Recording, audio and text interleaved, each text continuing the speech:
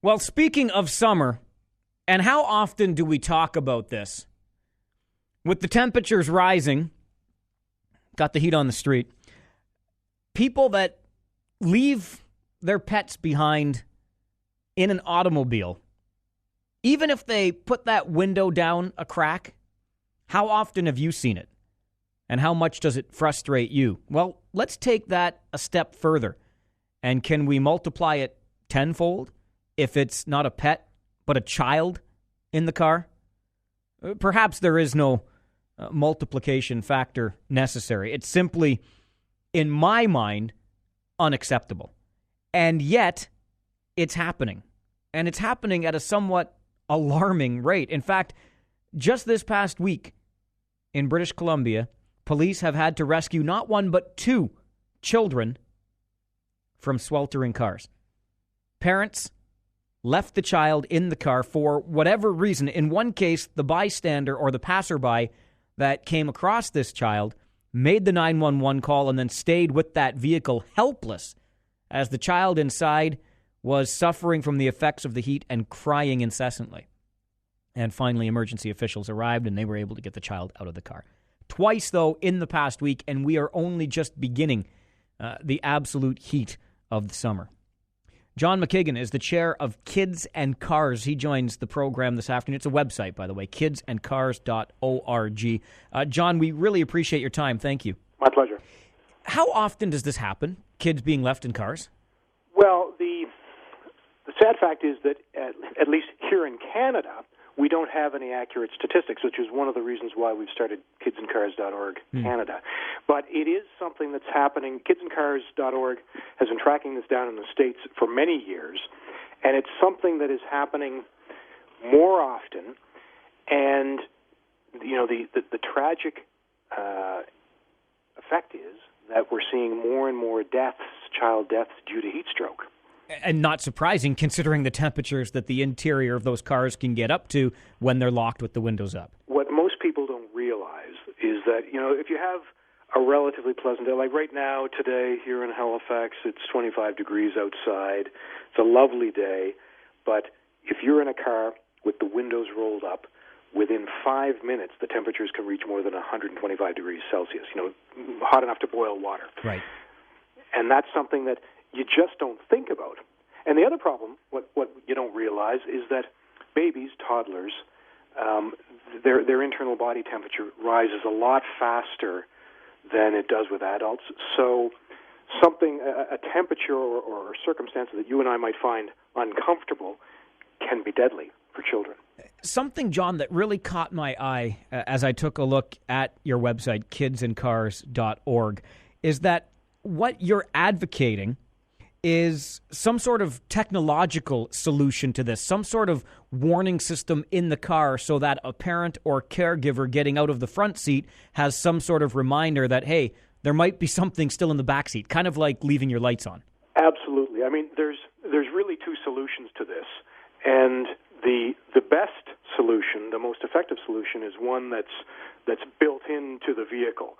So having seat sensors that will alert the driver that there is someone in the back seat or someone in the car seat, that's what we're advocating for, and we're pushing for legislation both in the United States, and we're going to be advocating for the same legislation here in Canada for car manufacturers to include that type of technological notification. You know, simply, well, here's the example. Cars are being built these days to show you a light on your dashboard when your battery's going dead. It's a very simple fix to install similar technology to have a light go on to show you when someone's sitting in the back seat. Right. But until that happens, what we're suggesting is that parents use, a simple reminder. Look, this type of thing is happening all the time. It's not because parents don't care. It's not, as Jeanette likes to say, it's not a failure of love. It's simply a failure of memory. We're all leading very busy lives. It's very easy to get distracted. So what we're advocating for right now is that parents, if you have a car seat, put a teddy bear in there. Every time you put your child in the car seat, you put that teddy bear in the front seat beside you.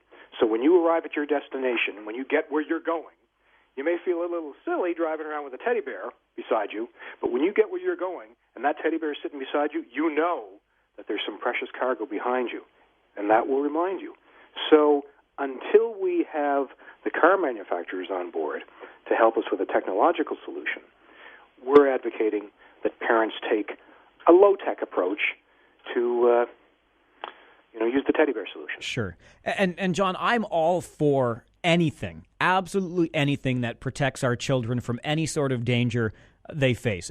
But as much as I hate to be that guy, I have to be in this instance, because to me, it's one thing to go to a grocery store with a mental list and forget to pick up the butter or the milk. It's absolutely another thing to leave your child in the backseat of your vehicle when you get out of it. And look, Mike, I completely agree. We would never, ever condone intentionally leaving a child in your car. Look, and what most people realize is they think it's okay. You go to the grocery store, run in and grab a quart of milk. You're going to the gas station, and you run in to pay for your gas. These types of tragedies can happen so quickly. So we are saying that you should never leave your child in the car. But the vast majority of these deaths don't happen because parents are intentionally leaving their children in cars. The vast majority of these deaths are happening because people forget. And it's very easy when something horrible like this happens to lay blame. It's human nature when a tragedy like this happens to say there's got to be somebody at fault. Right. But what the scientists are telling us, the neurologists, neuropsychologists, what they are telling us is that we are hardwired to we go on autopilot. We have, Mike, you're on your way to the radio station, and you know the route that you follow. And what happens is when you get diverted from that route, if there's traffic and you take a different route, it throws you off your schedule, and it's much easier for you to forget that, oh my gosh, I was supposed to stop in at the nursery and drop my child off at daycare. It is simply a mechanical failure of our memory. It's not because you don't love your children. It's simply because we're leading busy lives, we're leading stressful lives, and sometimes we get distracted. So we are not looking to lay blame on anybody. We are simply trying to find some solutions that will help parents and protect our children. And in light of that, one of these cases that we just read about from British Columbia, there were no charges laid, at least not to this point. So it kind of ties in with what you're saying, John, with regards to assigning blame or not assigning blame. Having said that, when kids and cars started looking for potential solutions, this technology being one of them, was there any discussion around creating stiffer penalties under the law as a form of deterrent to help trigger that reminder? Most of the studies suggest that criminalizing this type of conduct doesn't affect it. In fact, the criminal justice system in general suggests that there's very little deterrence aspect for any crime. So criminalizing what is, for the most part, a failure of memory is not going to change this type of thing from happening. Then what you have is simply a circumstance where a parent is facing their worst nightmare because their child has been injured or God forbid, died, and then they are being punished again because of that tragic loss. So we're not advocating for stiffer penalties for this type of conduct. We are simply advocating for better education and better technology to help us prevent these tragedies in the first place. It's good to have the conversation. Keep up the good work at Kids and Cars, and thanks for the time. Appreciate it. Thanks, Mike. That's John McKiggan. He is the chair of Kids and Cars, the website kidsandcars.org.